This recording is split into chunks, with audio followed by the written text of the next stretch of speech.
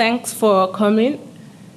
Today, I'm going to take you through the Mobile Vision API, and I hope that by the end of this talk, you would understand a little bit more of what it does, and you'll be able to get started with it very quickly in your applications.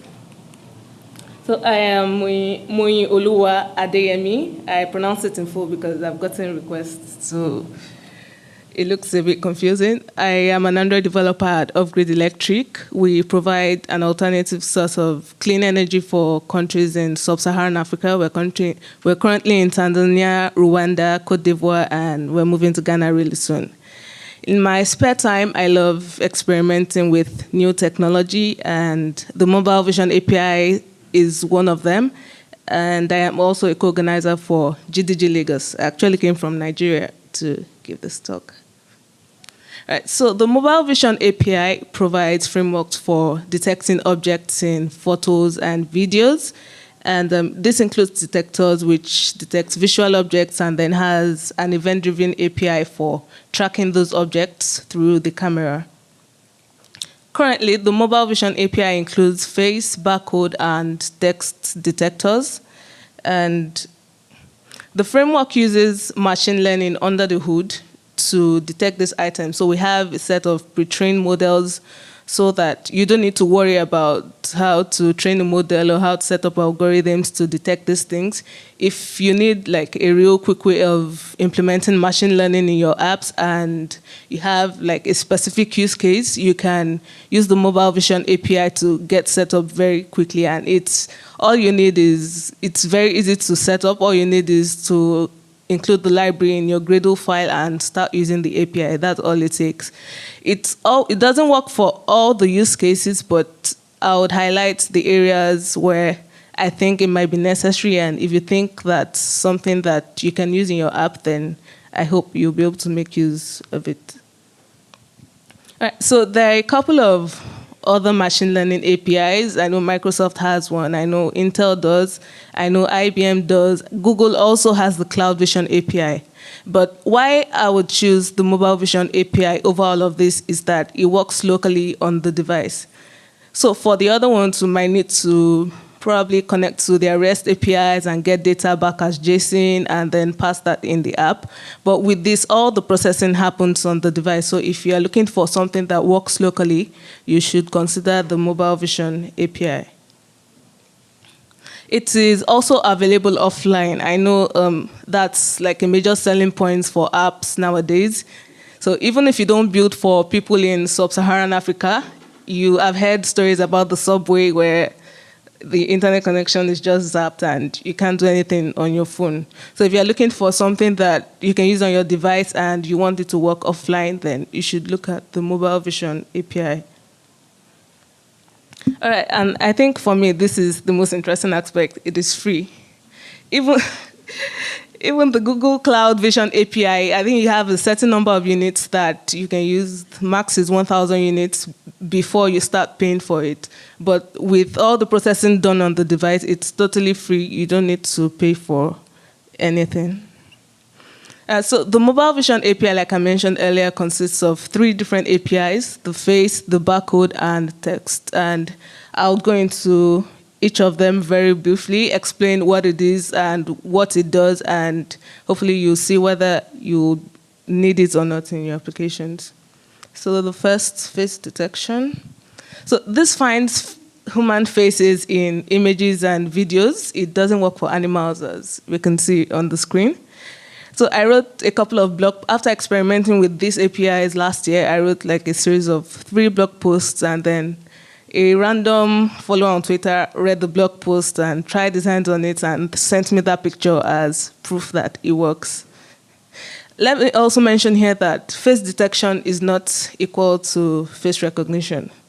So the API knows that for detecting images, for detecting objects through the camera, the API knows that like a certain object was on the screen, but once that object leaves the camera, it doesn't recognize it as a previously existing object. So it tracks faces, it knows that faces on the screen, it can track it, but it can't recognize it. So if you're looking for something to recognize faces, this probably isn't for you.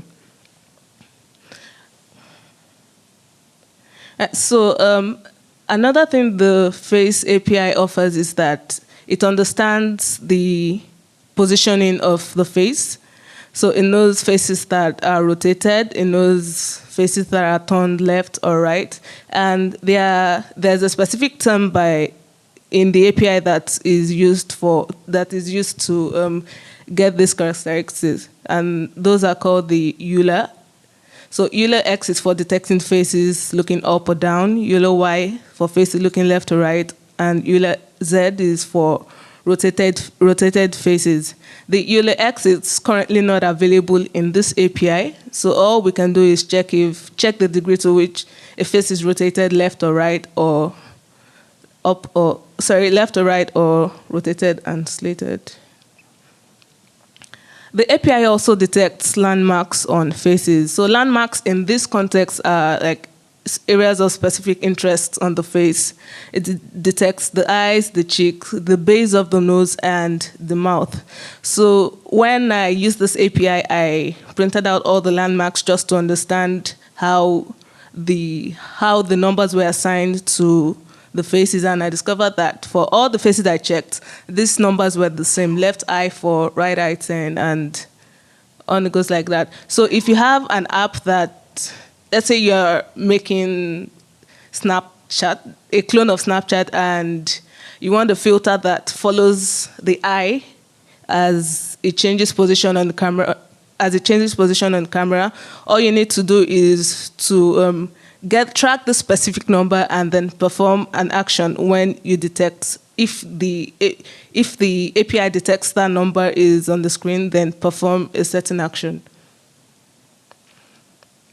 You can also detect facial expressions. Currently, there are 3 expressions that can be detected, and these are expressed as probabilities. So we have the minimum as 0 and the maximum as 1, and then all the numbers in between represents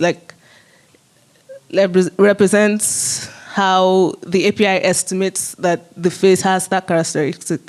So this image, the lady is frowning, and thus the API gives it like a 0.006666 value, which means that she is frowning. And you can also do interesting things based on this. So in my sample app, I drew a frowning emoji for when the lady is frowning.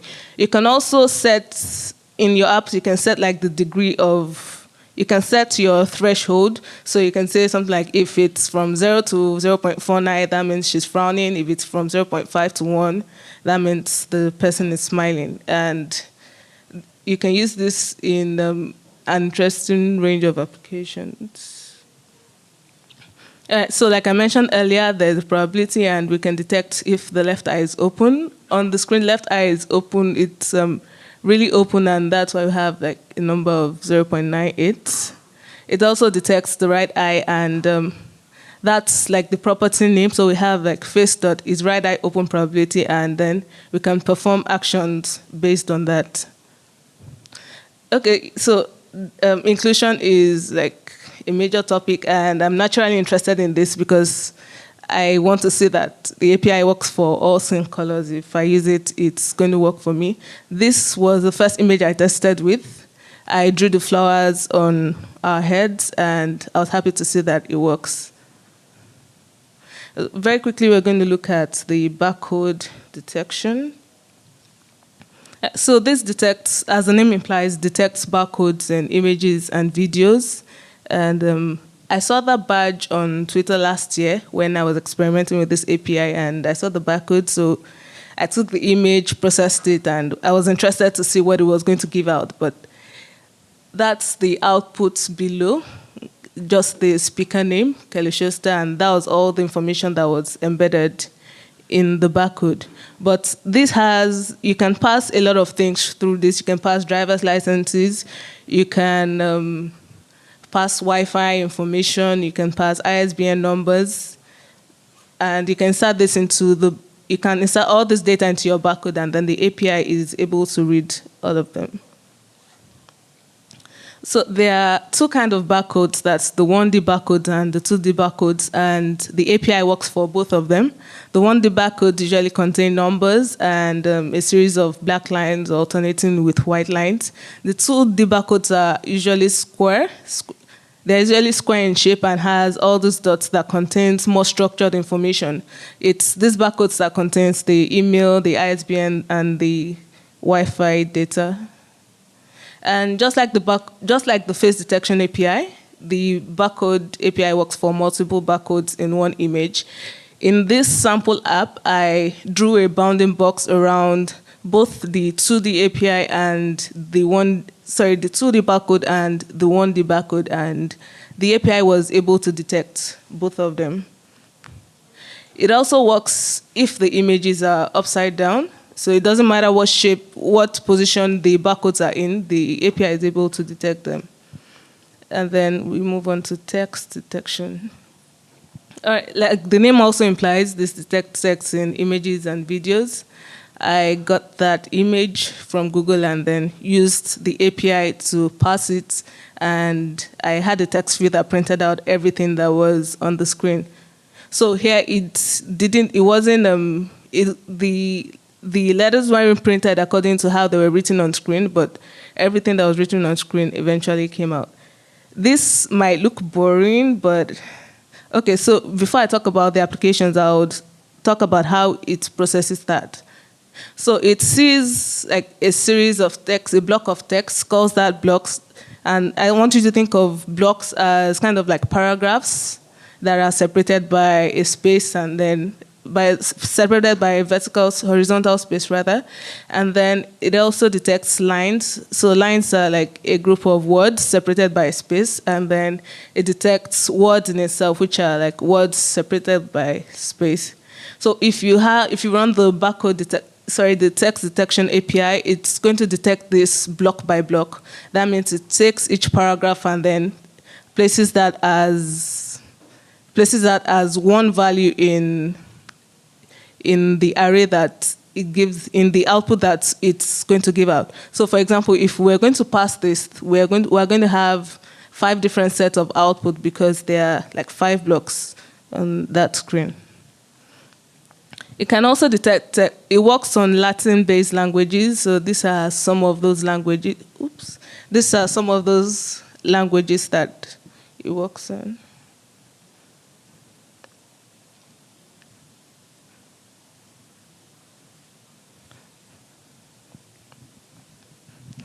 So I was talking about the wide range of applications the text detection API may have. It might look boring, like this thing only detects text. Why should I care? But I saw this article online a while ago, Truecaller allowing you dial numbers with a quick scan. If I was working at Truecaller, the first thing I would think of is the Mobile Vision API, since I really don't need to go in. If I decide to go in depth into learning machine learning, that can take me like 3 months.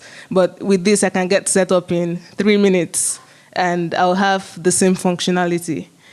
Another application might be for maybe people traveling to a country where they don't understand the language spoken there.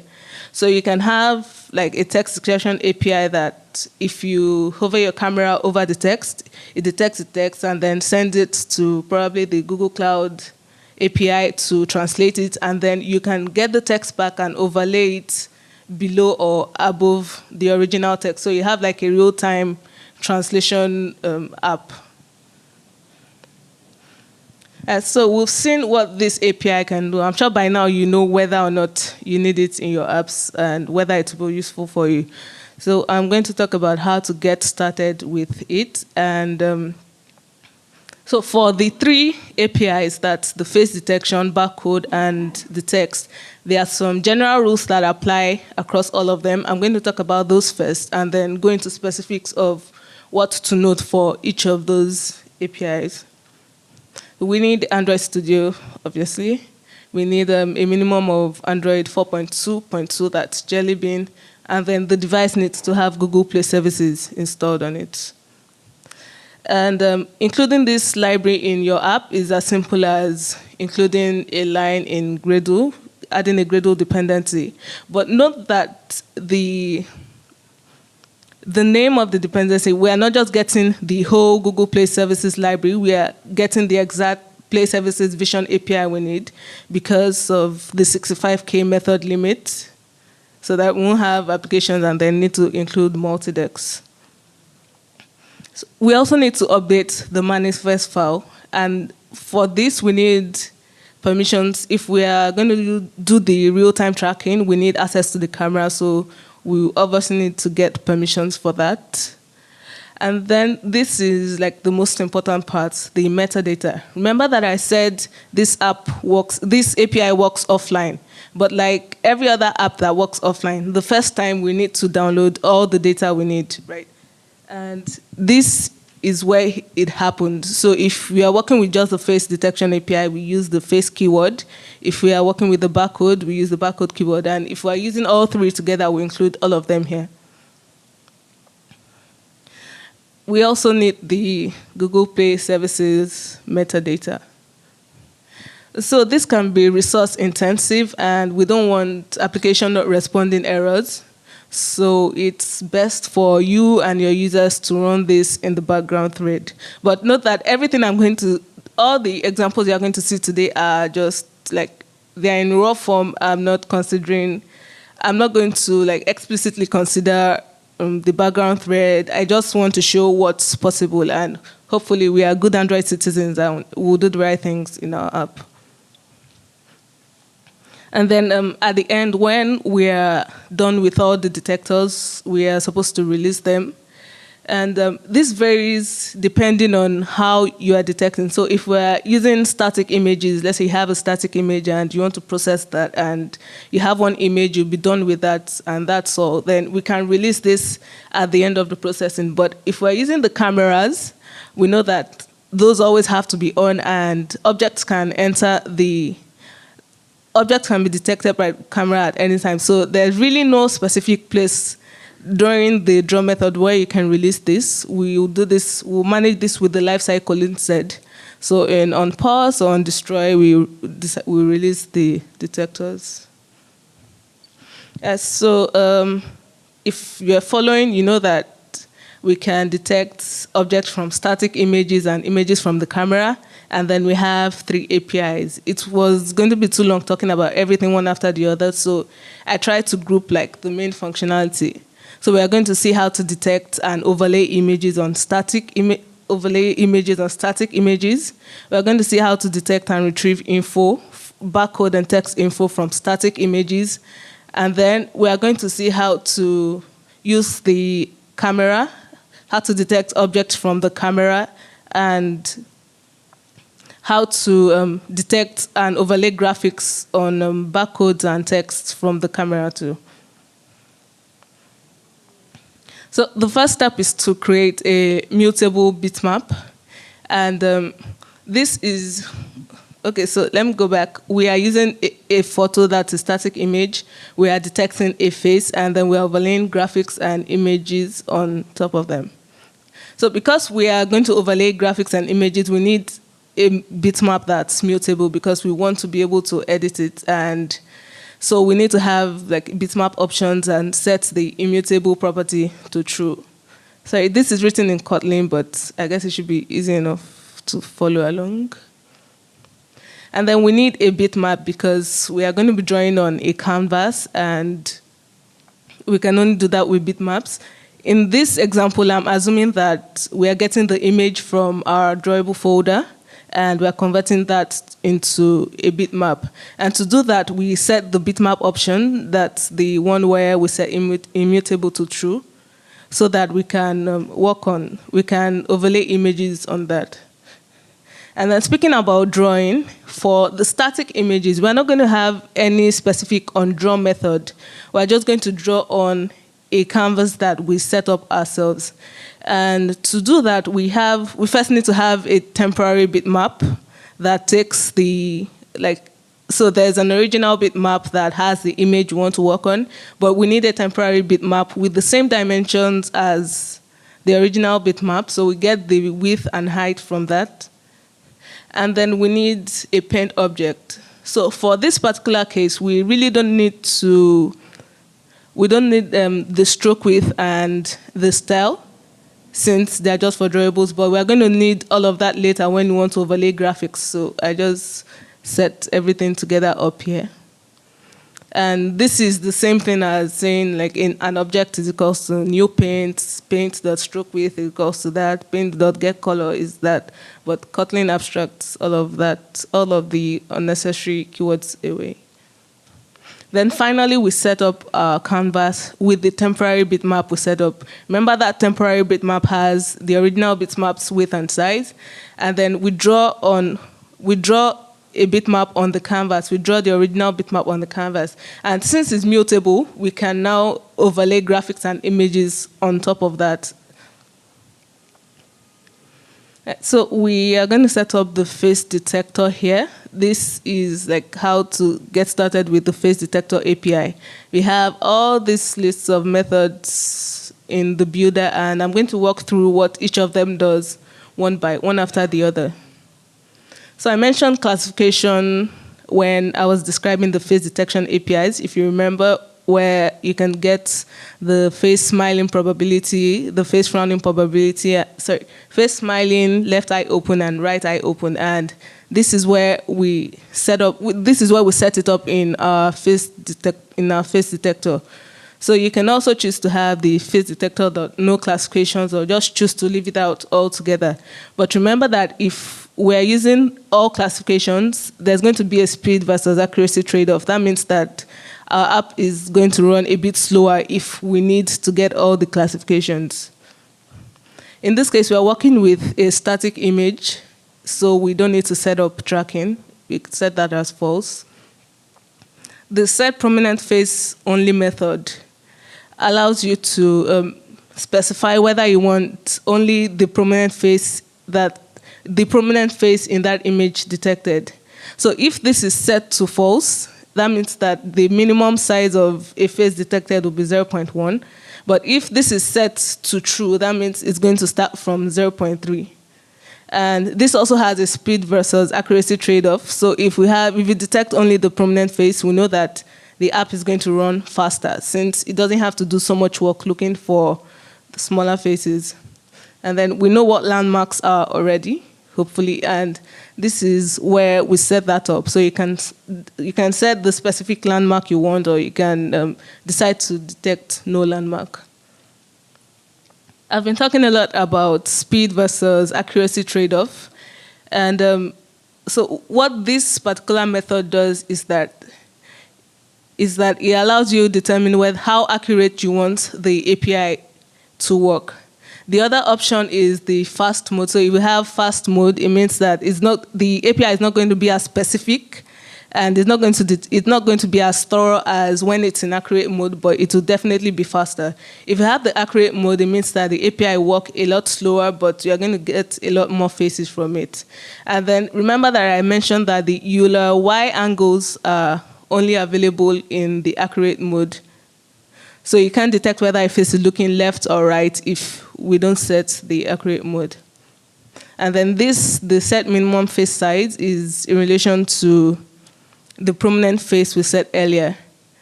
We can decide to bypass the set prominent face and then just specify what value we want to start looking from. And these are all the methods you can use with the builder, and at the end of the day, we'll call the build method, and we're good to go. Okay, so remember that we added some metadata to our manifest file to download the libraries as the application is downloading so that it can work offline. There are sometimes, for some reason, that download will not be complete. The user might not have enough space on their device, or there might not be good internet connection for whatever reason. But we need to check if the detector is operational before we make use of it. You can decide to handle this any way you want. So we can say, okay, you can assume that the download was not completed. So we have like an exponential backup. We have maybe a max of 2 retries before you give up, or you can just decide not to make it work. The choice is on you. And then let's go to how the detection actually happens for static images. So we have a frame. Since it's just one image, that's like just one frame, we set the bitmap, the original bitmap with the image we want to process, and then we just call the face detector.detect frame, and that's all we need to do, and we have our values. So this returns like a sparse array containing all the faces that were in the image, and then we can work based on that. So I mentioned that we can overlay graphics and images on top of the face, and this is really how it's done. So the face, for each face in the sparse array we get back, we have a lot of data that we can get from it.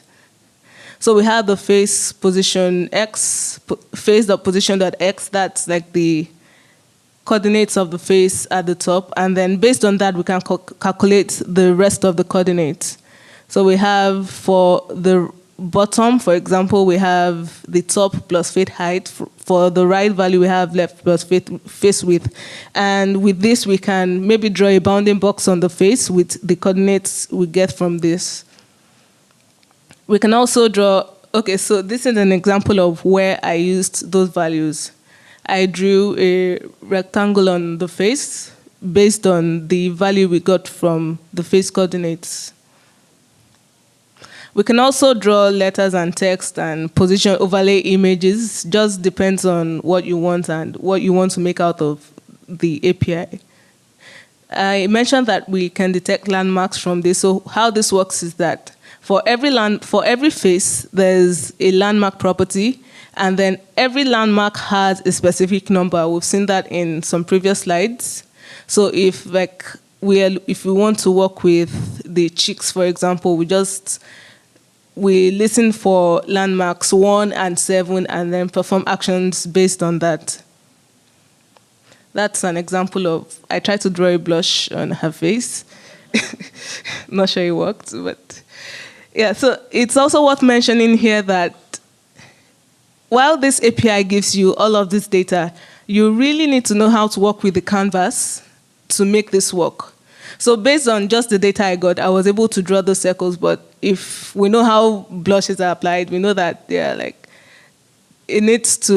circles need to spread out a bit. So the rest of the calculation is up to you, but this gives you the basics of what you need to get started. But you really need knowledge of the canvas to be able to position objects accurately. And the classification we mentioned earlier, we have 3 properties we get from the face object. The is smiling, is left eye open, and is right eye open. And if she was smiling, we would have gotten her fried chicken, but she's not. So I hope from this session that you can figure out whether you need these APIs, and you can get started with it if you need it in your applications. We can also detect the position of the face, like I mentioned earlier. So this is how we use the Euler Y and the Euler Z angles. When I was creating this app, I didn't set the accurate mode, so I didn't get any values for Euler Y, but that's the degree of rotation of the face to the right, which is a negative value. And so we're finally done with all the methods from the face detector, and this is practically all you can get from the APIs. And I think that while they look simple enough, if you have good enough applications, you can create standard apps out of this. At the end, so here I'm assuming that we want to display the modified image back to the user. You can decide to handle it however you want. You can save it to their device, upload it to a server, or decide to display it. So if we're displaying it, we need to set a drawable back. We need to set a drawable in our image view. So we just set the temporary bitmap that was like the underlying bitmap of the canvas we created initially, and we release the detector. Remember that we're only releasing the detector here because it's a static image. So that's the end of scenario 1. For scenario 2, we have a photo, and we want to detect barcode or text and then retrieve info from it. We're not overlaying graphics here. I believe that for static images, we already understand how to overlay items on that by setting the immutable to true. So we're not going to talk about all that here. I'll just walk us through the API and how we can get information from it. So we are not overlaying images, so no need to set the bitmap options. And then the barcode detector is slightly smaller than the face detector. Like, this is all you can get from it. The set barcode format that has the option to take in like the barcode all formats as a parameter. If we don't want to set all formats, we have an option to get either of these items from the barcode. And remember that the less items you process, the faster your application will run. But the barcode API also uses like a higher resolution. So even if you set like one of these, there's still a tendency that your app will run a bit slower. But since everything happens on the background thread, we don't expect any application or responding errors. So the text recognizer API is actually smaller than the barcode detector API. There's really no method to get here. Maybe they're assuming that once you need a text, you need a text, and there's nothing else to come out of it. And then like we did for the face detector API, we check if both of them are operational. And since we have just one frame, since they are static images, we call the detect method on the two detectors. So this is also how we get info from the barcode. The data has gotten into a sparse array, and these are objects that we get these objects from the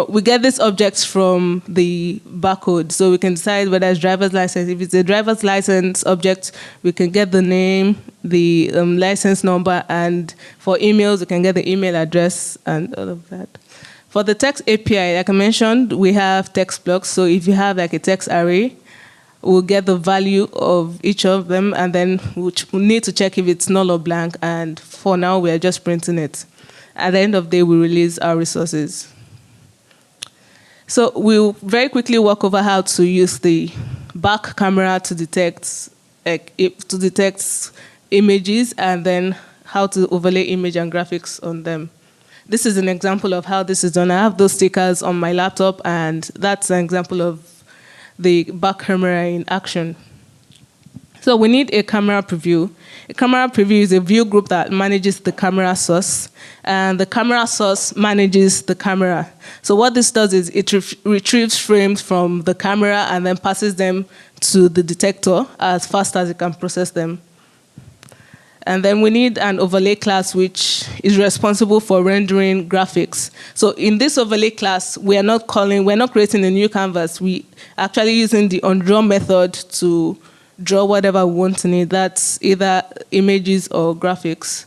We have a face tracker class that extends tracker, and we have the face graphic class that takes in the overlay as a parameter. And then each face tracker class has each of these methods, and all these are responsible for overlaying images. So if there's a new item on the screen, it knows that it should detect that, and then overlay the graphic. If like a face disappears from the screen, it knows to remove that particular graphic from the screen. So this is practically what happens if you use Snapchat filters and you put in your face, it draws some item. If you remove your face, it takes the object away from the screen. All that magic happens in each of these methods. And then we have a face tracker factory that creates each face tracker. So for each face, the face tracker factory creates a new tracker. And then we have the face detector. So I've gone through all what the face detector API has to offer, so I'm not going to go into that. The only interesting thing here is that instead of detecting frames like detector.detect, we are going to set a processor on the detector. And since this is a multiprocessor, we use a multiprocessor because we have no say over the number of frames we're going to process. We have no say over the number of objects we're going to process. And then we also have to check if it's operational. Then finally, we use the camera source. So in our create method, we create the camera source, and then we start it in onResume. So what this camera source does is that we can set our preview size. We can set which of the cameras we need to use, whether the front camera or the back camera. We can set the number of frames per second, and then we build that. So once we start this in onCreate, and then once we create this in onCreate and then start in onResume, the app automatically starts detecting faces.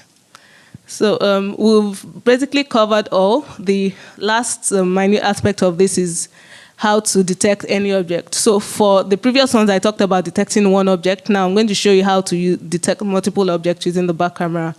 As I mentioned earlier, we have a camera preview. We have overlay classes for each of the objects we want to detect.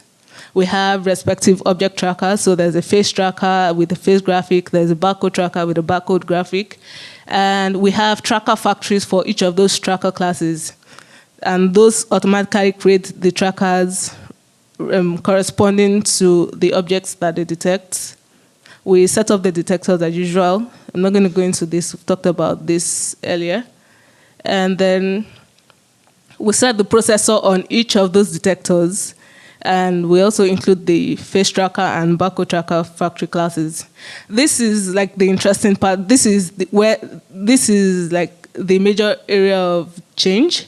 So instead of having since we have multiple detectors, here we're going to combine everything into a multi-detector class and then add each of the detectors we have. So instead of checking if face is operational and barcode is operational, we just use the general objects and we create the camera source and we are good to go. So that's basically how to use the mobile API. That's a summary of how to use the mobile API. Hopefully we've been able to follow along and we'll know whether to use in applications. And creating the stock, I used a couple of resources. I used the vision documentation from Google, and then I went through the code labs and then the code on GitHub. Hopefully, if you want to get started, you can also go through this, and then from all I've explained so far, we'll be able to get started very quickly. Illustrations were created by Virginia Portrak, and thank you very much.